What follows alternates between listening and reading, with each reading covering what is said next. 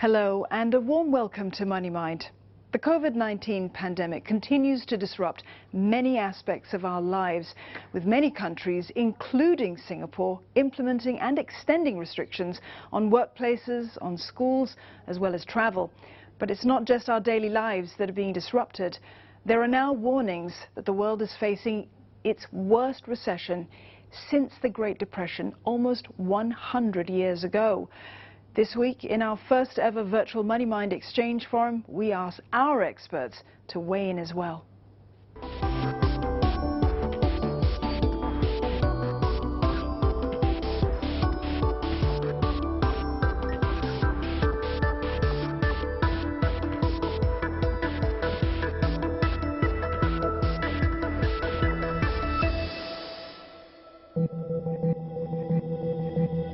For most of us, the Great Depression that began in 1929 is something that exists only in history books.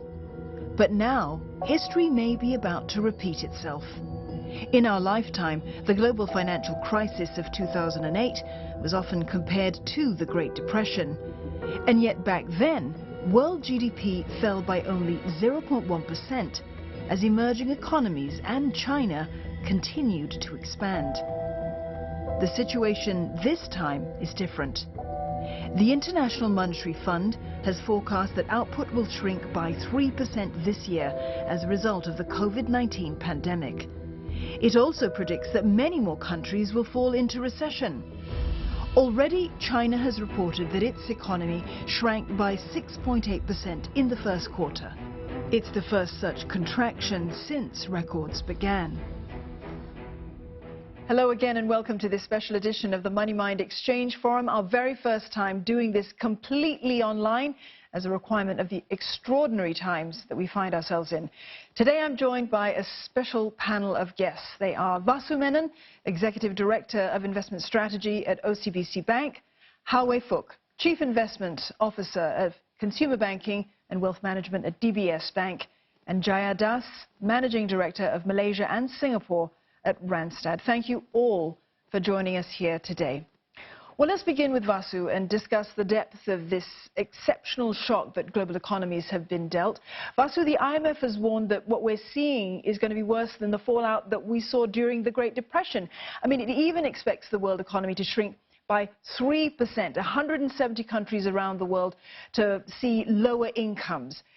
And even that might be an optimistic scenario. Are we in uncharted territory that, where the wound is so deep? Are we even prepared for this wound, Vasu? The Chinese economy fell by 6.8%, contracted by 6.8%. The first time it's contracting in, I think, more than 3 decades, something that was unthinkable just a few months ago. So just that gives you an idea of how bad this crisis is. This is effectively a health crisis, has snowballed into an economic crisis. I've spent more than 30 years looking at markets. I've seen various crises. This is the worst I've seen so far. This is effectively a forced shutdown of the economy, forced shutdown, not because of cyclical reasons. And governments are shutting it down because they want to protect the health of their citizens. But at the same time, they're also launching stimulus to try and mitigate the negative effect from the shutdown. So, when you have the shutdown of the scale that we're going through right now, it's hard to be terribly optimistic. Economic activity has come to a standstill. Travel throughout the world has come to a standstill. So, definitely the wound is quite severe. The question that a lot of investors and, even the markets have in mind, I think, is whether this is going to be a prolonged saga. If it's a short saga, well, we will probably bounce back. But if it's a prolonged saga, the economic damage will be even more severe. Jaya, Vasu made mention of the support that many governments around the world have offered their respective economies. The workers here are having a tough time. More than 1 billion workers, in fact, risk losing their jobs or even having their pay cut, according to the ILO. Now, we've seen those dramatic initiatives being put into place. Do you think that these measures adequately soften the impact, though, of this pandemic? If you look at the current climate, it's important to see where the economy was before this was happening or this was forced upon us. And I'm going to quote Paul Krugman, an economist that was featured a couple of weeks back, I think, in the New York Times, as well as on CNN, And he talks about what you call a medically induced coma, and talks about the fact that the market at the moment is in a paralysis. So if you think about the state of mind, people have been sort of stopped from operating, stopped from doing things, not because they didn't want to, but because of the condition that we're in from a physical and a health perspective. So if you think a little bit about what will happen once this is sort of shifted in terms of the measures, the restrictions, and you see more and more recovery happening in the next coming months globally, there will be a rush for sure for economies to open back up, somewhat in a forced state in some places, and others more gradually. And market sentiment will be, let's get back onto the horse as soon as we possibly can. Weifuk, on average, a bear market comes along every decade, but the one that we're in now, it's like no other that we've seen. Now, despite all this volatility that traders are seeing, they're positioning themselves for the U.S. to make a speedy recovery when this crisis eases, aren't they? Well, there are a few factors that are driving the markets. Firstly, the fundamentals clearly is not looking good, given all the lockdowns that's happening in many cities and many countries. But there are also other factors that we need to consider, namely valuations. Valuations have become more attractive after the market has sold off. And secondly, we are also cognizant that there is really no other alternative. So if you look at where interest rates are, deposits and bond yields, where they are today, ultra low. So what is the alternative to equities? There is none other. So that's why we think there is this element of what we call TINA. There is no alternative.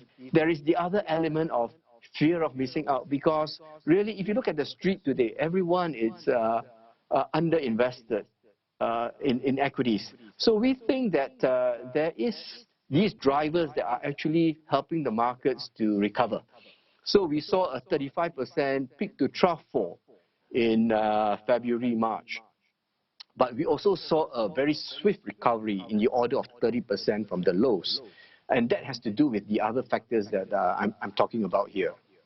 Vasu, this isn't the first global economic shock that we've seen. Of course, we've had experience with this before, despite the fact that, as Jaya was saying earlier, this is a medically sort of induced coma, as it were, almost for global economies. Did we learn anything from the global financial crisis that can help us to deal with this one?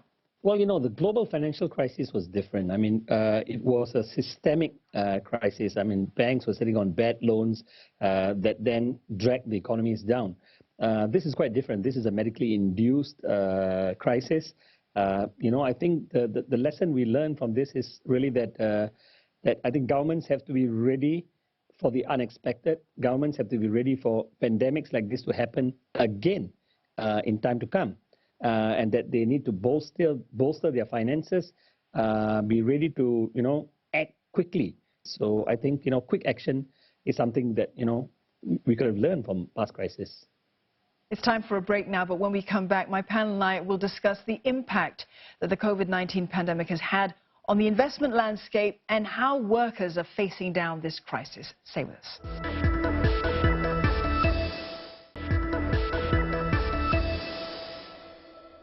Welcome back to a special edition of the MoneyMind Exchange Forum. Let's kick off this session with Vasu Menon. Vasu, the role of lockdowns and circuit breakers is without question, but it's done at the clear expense of the health of economies.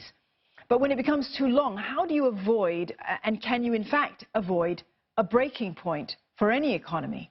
That's a hard one. I mean, governments have no choice but to, you know, keep this intact until they see the infection numbers come down. Hopefully it doesn't last for too long. You know, you do have some indications that, you know, countries like Germany, for example, have started reopening gradually. China is also starting to reopen.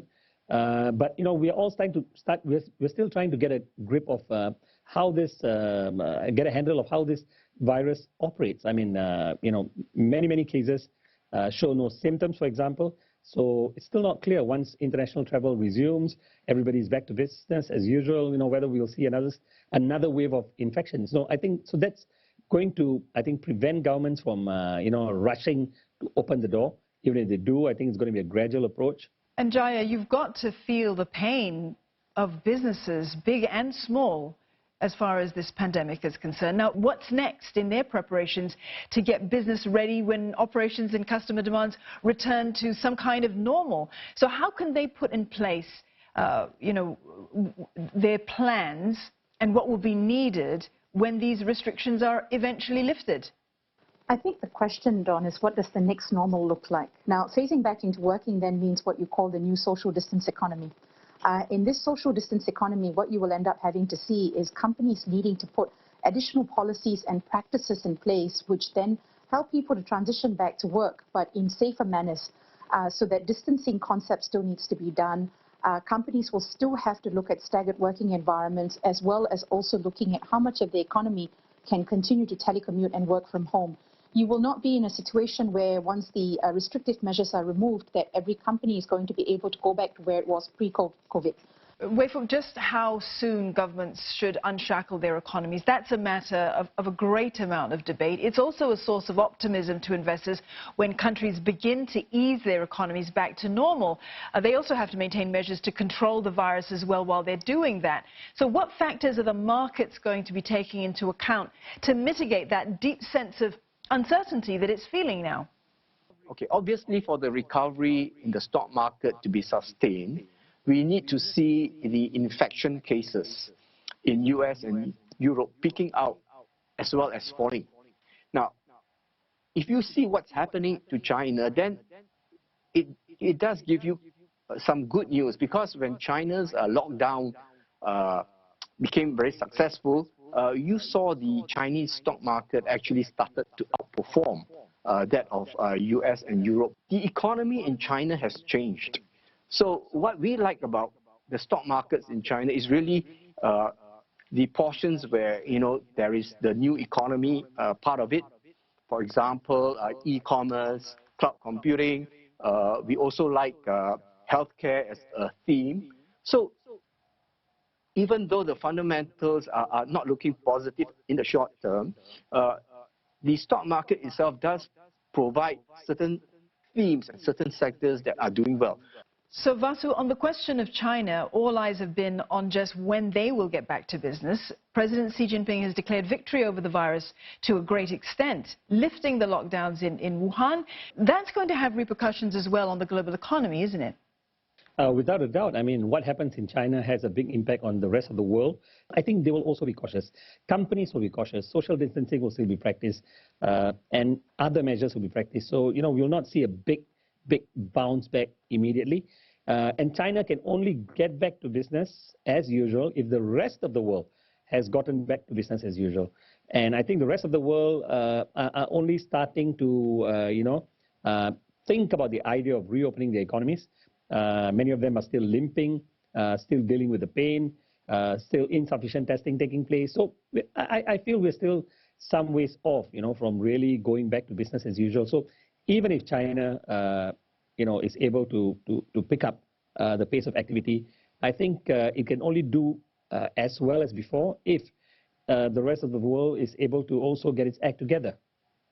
Jaya, before this pandemic began, we were talking about the resilience of ASEAN economies, just how large the markets are in this region. But COVID-19 has also exposed the weak economic protection for the urban poor, for vulnerable groups within our ASEAN borders, including migrant workers, the ethnic minorities, the elderly as well, people with disabilities. Do we need structural change across this region to support these groups? And how vital will any kind of change be?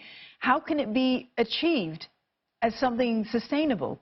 So, Don, to your point, these problems existed pre-COVID. I think the current situation has just sort of exacerbated the vulnerabilities, if you like, or exposed it even more.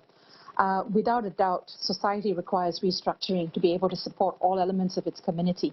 I think the more clearer dimension here, if we were to think about it, is also the pace in which things are happening. Asia is no doubt a fast-moving economy, and when an economy moves too quickly, the lag that you see in terms of how quickly the labor market can catch up also sort of then deepens and widens a bit, and that's a situation that you see.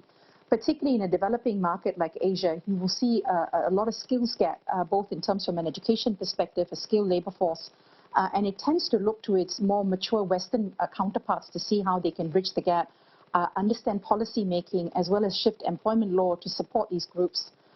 So what you see right now, despite all the gloom and doom in the COVID scenario, you also see wonderful stories globally everywhere on how people are coming forward to support some of them who are more sort of, I would say, underprivileged or left behind. So it's not just a structural change, but it's a community involvement to try and support people who are struggling through this period to come out. Well, it's time for another break, but when we come back, the Money Mind Exchange Forum will tackle what we can expect as we look beyond this COVID-19 crisis. Stay with us.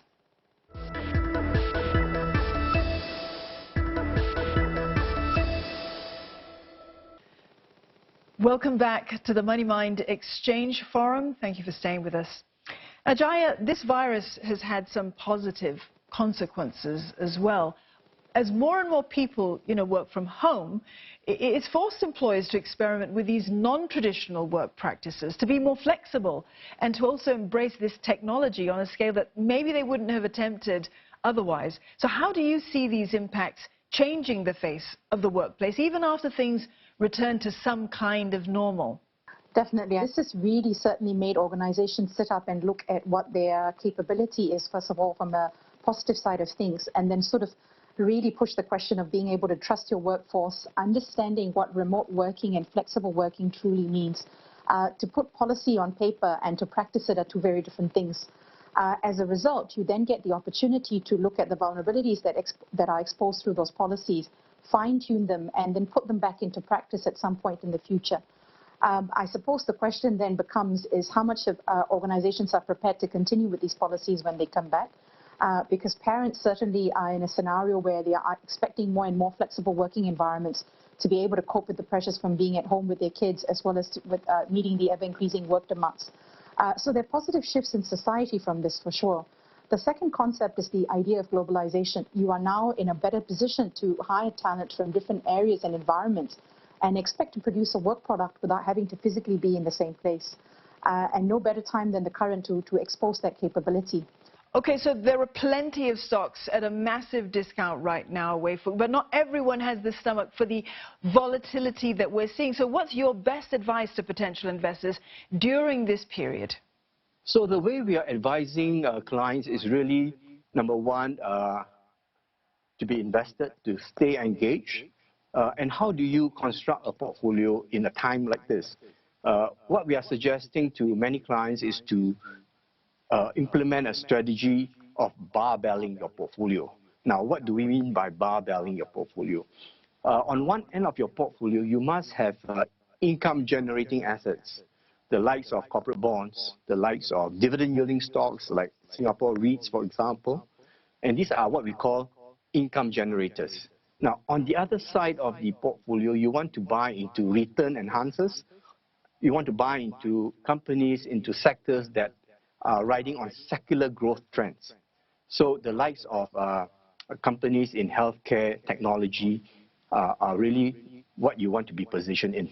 So you kind of barbell your portfolio, and on top of that, you must also have another kind of asset class which are called risk diversifiers. And these are what I would call them alternatives, particularly gold. Well, Vasu, this pandemic has forced many of us to rethink how we do things, for businesses to rethink how they strategize. It's also exposed the vulnerabilities of perhaps this over-reliance on Chinese supply chains. And we already saw the beginnings of some diversification before this pandemic because of the US-China trade tensions that we were all talking about last year. But as we look forward towards recovery, to what extent can foreign manufacturers and suppliers reduce their dependence on China in the future? Well, Dawn, I don't think it's going to happen overnight. Right now, emotions are running very high. And of course, there's a lot of finger pointing going back to China. But in reality, China is a major manufacturing center of the world. It is effectively the global manufacturing hub. And it's not something that can be replicated quite easily. I mean, of course, you do see some production activity moving to Vietnam, to Malaysia, to other countries where cost is relatively low. But not on a big scale. China is still a major producer, so yes, I think this saga, coupled with what we saw on the trade war front in the last 1 to 2 years, will encourage companies to look for alternative sources of supply. It will lead to a realignment. But whether countries can abandon China, cut their links off China, I have my serious doubts. All right, one quick final question for you all. Many commentators predict that the end of this era of globalization that has prospered under US leadership since 1945, some see a turning point at which China surpasses the United States as a global power. Do you believe business as usual is dead forever? I think, it's not going to be easy for a lot of governments and companies, individuals to be able to go back to business as usual. COVID-19 has exposed vulnerabilities, cracks in the system. And, yes, China will push forward with its economic might. It might overtake the US. There will be distrust among countries, especially when it comes to China. But I think, somehow the world will learn to coexist. Countries have to work together. And they've been working together to try and fight this pandemic. And I think, having to work together is something that will continue to be there for many, many more years. From an investor perspective, what we are interested in is to really buy into companies that benefit from certain themes. Technology would have to depend on the global supply chain, and I don't think that will go away. You want to therefore buy into companies that really will tap on this whole change that we will see post-pandemic, and that is really, the online, the e-commerce, cloud computing space. You also want to buy into companies that would benefit from what we call a growth in the domestic demand. Like in China, you want to buy into this trend where the middle class is growing, and that doesn't change because of COVID-19. So really, you have to be very selective when it comes to investing going forward. I think you certainly see a situation which is very warlike through COVID. And if you think about an economy and what happens to society after it goes through something like this, you're talking about people who've lost their loved ones, their jobs and their lives, and so much is altered permanently for them. So you can't come back and pretend this didn't happen and undo it. There are repercussions that will stay with us. So I really think what you will see is a completely different dynamic in Q1 of next year compared to where we stand today. And much of it depends on how it plays out in the coming months, how larger setups come together to support other countries, to Vasu's point. Anybody acting independently at the moment probably will be not the last one standing and will see themselves crumble. Repercussions for many years to come, no doubt. Well, we have come to the end of today's forum discussion. I'd like to thank my panel of guests, Vasu Menon of OCBC Bank, Hao Wei Fook from DBS Bank, and Jaya Das from Randstad. And one of the messages today from the Money Mind Exchange: economies will get back to business when it's safe to do so, and we all need to be ready to support that recovery. Be well, stay safe, and thank you for watching Money Mind. Bye for now.